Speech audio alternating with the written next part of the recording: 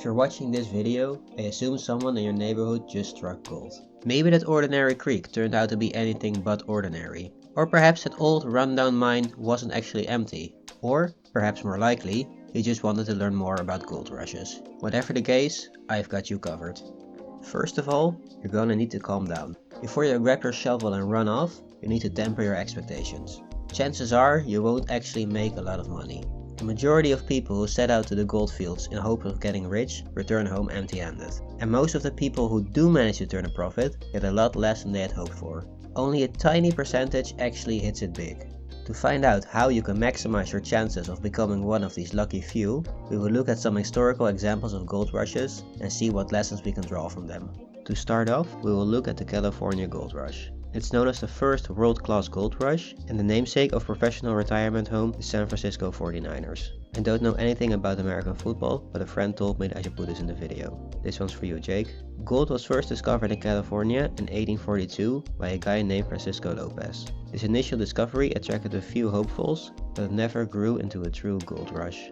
This rush would come a few years later. In 1847, James Marshall found gold during the construction of a lumber mill. He sent an associate named Charles Bennett to secure the mining rights for the area. Marshall feared the discovery would attract unwanted attention, so Bennett was sworn to absolute secrecy. Naturally, he spilled the beans at the first opportunity completely unprompted.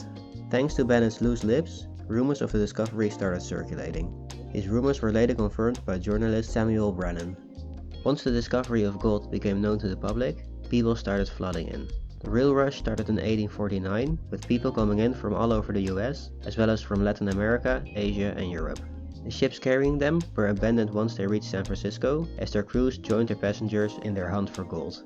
When these so-called 49ers arrived, California was a largely lawless place.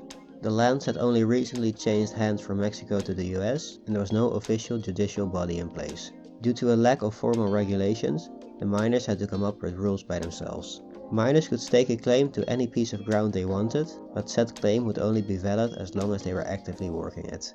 Initially, miners could work on their own using rudimentary techniques such as panning. However, as more people began mining, the gold started to dry up. By 1855, gold mining could only be profitable if done by a large group of workers, and the rush died down. So, what lessons can we learn from this? When looking at the people who earned money, we see a few interesting trends. While most early adopters made a modest to large profit, later arrivals tended to lose money or barely break even.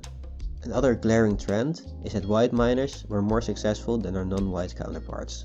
This was primarily due to the introduction of the Foreign Miners License in 1851. The idea was that non-Americans had to pay $20 per month for the right to mine. In practice, the tax was only collected from black, Asian and Latino miners, while white Europeans didn't have to pay anything at all.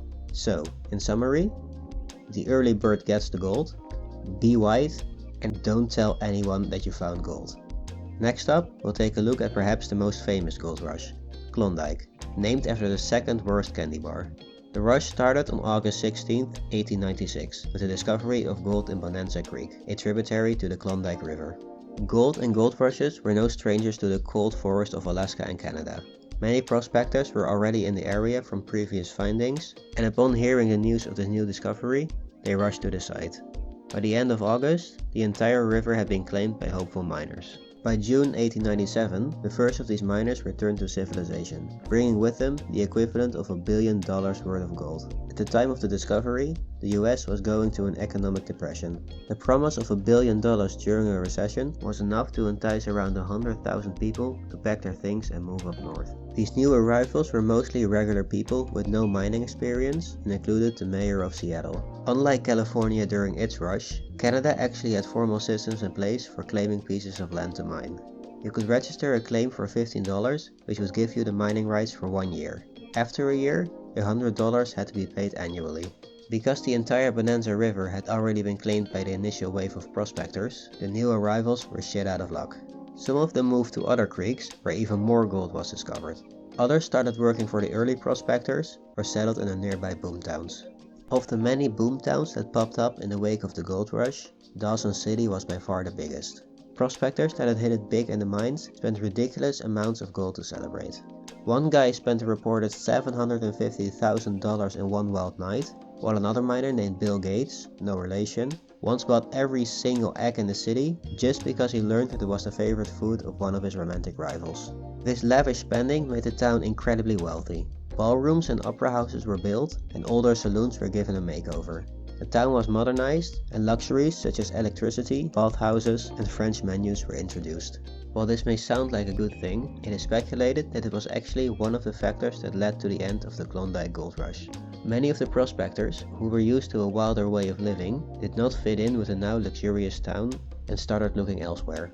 On top of this, many of the regular people that had gone to Klondike to try their luck returned home empty-handed, which severely lessened the hype. When gold was discovered in Nome, the few remaining prospectors left to join a new gold rush. Again, when looking at the people who made the most money, we see that the early adopters have a massive advantage. As I've already discussed, late arrivals were forced to move upstream to more unproven areas, which significantly lowered their chances of finding gold. Alternatively, they could buy claims from the early birds for a hefty price. An unproven claim could cost $100,000, while a proven mine cost north of $1 million. So in summary, be early. If you're not early, be rich. And if someone else is interested in your girlfriend, buy every egg in the city just to spite them. Finally, we now take a trip across the pond to Australia, the only country with a former prime minister who has shed himself in a McDonald's. Gold has been discovered in Australia on several occasions, with the earliest confirmed find dating all the way back to 1823. The government decided to keep these finds quiet as they feared the news would cause inhabitants of the still young colony to leave their assigned posts to flood the dig sites. The discovery of gold in California proved these fears correct, as many settlers left Australia to try their luck overseas. Figuring that it would be best to at least keep Australians in Australia, the government loosened this policy. After this, Australia became the home of many gold rushes, but we will focus on the Victoria Rush for this video. The Victoria Gold Rush actually consists of many smaller gold discoveries and subsequent rushes. The first of these discoveries was made in Clunes by William Campbell. This initial discovery was quickly followed by a bunch of others in places with names that sound like they were ripped straight from a Tolkien novel. Initially, gold could be found on the surface level, and it could easily be gathered using pans, sluice boxes, or sometimes even with your bare hands. During this time, most of the miners worked alone. As the mining went on, surface gold became more scarce, and miners had to dig deeper. This was significantly more difficult and dangerous, so miners started working in groups. Over time, more and more immigrants came to Victoria to partake in the gold rush. A significant portion of these miners came from China. The rising number of immigrants caused suspicion and anxiety amongst the mostly white locals, and tensions rose. The government put several laws in place to halt Chinese immigration, including charging ships extra for every immigrant they carried, and forcing Chinese residents to pay additional fees. It wasn't just the Chinese miners that were targeted. Several taxes were put in place to extract money from every miner, including a £1 fee per month for a miner's license. These taxes were heavily enforced. Any miner that was caught working without a license on their person got fined or imprisoned, even if records proved that they did actually own a license. Half of the money earned from these fines was given to the informant, which caused even more distrust. A combination of group mentality, racism, and a fear of snitches eventually led to several riots. Riots were held against Chinese immigrants, the government, other miners, or just for fun. The most violent of these was the Eureka Stockade, where miners in Ballarat turned the local Eureka Hotel into a fortress. The army was eventually called in, and around 50 people died in the resulting battle. So what did we learn here? Teamwork makes the dream work, pay your taxes, and don't forget to bring your riot gear. Looking at all the lessons we learned today, there is only one conclusion we can draw. They aren't helpful for us in the slightest. Luckily, there is one overarching trend that can actually teach us something useful. During the California Gold Rush, the richest man in the state was Samuel Brennan, the journalist who first confirmed the discovery of gold to the world. How did he make this money, you ask? Well, before he announced the discovery, he started a business selling mining equipment. Looking at other gold rushes discussed, we see more examples of this. Several merchants and farmers became rich as a result of the gold rushes in Australia. Levi Strauss, yes, that Levi, started his business during the California Gold Rush, and shopkeepers near Klondike made bank selling their eggs to Bill Gates. All in all, we see that the easiest, most reliable way of earning money in a gold rush is selling shovels to the poor fools that are actually doing the digging. Thank you for watching. I've been Thomas, and I hope to see you next video where I'll talk about a true musical genius. Hiya.